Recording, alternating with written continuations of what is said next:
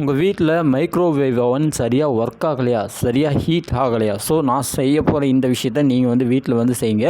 உங்களுக்கு சந்தேகமாக இருக்கக்கூடிய பட்சத்தில் ஏதாவது ஒரு டெக்னீஷியன்ஸை கூப்பிட்டோ இல்லை கம்பெனியை காண்டாக்ட் பண்ணியோ நல்லபடியாக சர்வீஸ் பண்ணிங்க. நீங்கள் தெரியாமல் எந்த விஷயத்தையும் பண்ண வேண்டாம். ஸோ உங்களோட நாலேஜுக்காக தான் இந்த ஒரு விஷயத்தை நான் சொல்கிறேன். என்ன அப்படின்னா, உங்களுக்கு ஹீட் ஆகலை, தண்ணி வச்சா சூடாகலை, வேறு ஏதாவது ஃபுட்டு வச்சு ரீஹீட் பண்ணோம் அப்படின்னா ரீஹீட் ஆகலைன்னா நீங்கள் இந்த விஷயத்தை பண்ணுங்கள். என்ன பண்ணுறீங்க அப்படின்னா, ஃபஸ்ட்டு மிஷினை வைக்கிறீங்க. அவுட்டர் கேபினெட்ஸ் எல்லாத்தையும் அந்த ஸ்க்ரூஸ் எல்லாத்தையும் ரிமூவ் பண்ணிட்டு அந்த கேபினெட்டை ரிமூவ் பண்ணுறீங்க. ரிமூவ் பண்ண பிறகு உள்ளே போயிட்டு என்ன பண்ணுறீங்க அப்படின்னா, உள்ளே ஃபியூஸ் கொடுத்துருப்பாங்க. ஃபஸ்ட்டு நம்ம எப்பயுமே மிஷினை ஓப்பன் பண்ணோம் அப்படின்னா உள்ளே ஓப்பன் பண்ணி ஃபியூஸ் நல்லா இருக்கா அப்படின்னு சொல்லிட்டு செக் பண்ணணும்.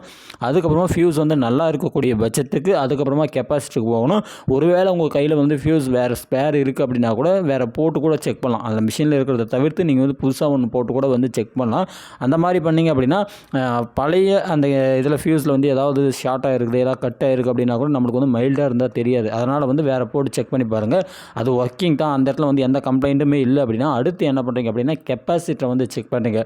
உங்கள் கையில் மல்டிமீட்டர் இருந்ததுன்னா மல்டிமீட்டர், அதுக்கப்புறமா இந்த சைடில் இருக்கக்கூடிய மேக்னெட்டர் எல்லாத்துலேயும் பார்த்தீங்கன்னா லைன் ப்ராப்பராக இருக்கா அப்படின்னு சொல்லிட்டு செக் பண்ணிங்க.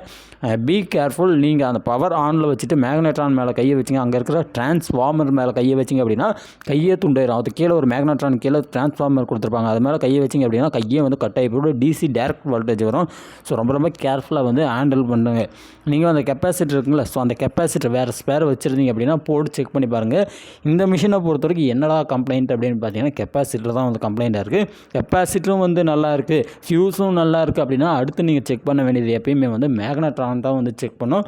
ஸோ நீங்கள் அந்த கெப்பாசிட்டரை ஃபஸ்ட்டு சேஞ்ச் பண்ணி பாருங்கள். நான் இந்த கெப்பாசிட்டர் சேஞ்ச் பண்ணி பார்த்துட்டு தண்ணியை வச்சு செக் பண்ணி பார்த்தேன், ஹீட் ஆகுதான்னு சொல்லிட்டு. ப்ராப்பராக செக் பண்ணக்கூடிய பட்சத்தில் ஹீட் நல்லாவே ஆச்சு. கெப்பாசிட்டர் தான் பார்த்தீங்கன்னா இந்த மிஷினை பொறுத்தவரை கம்ப்ளைண்ட்ஸ் இருக்குது.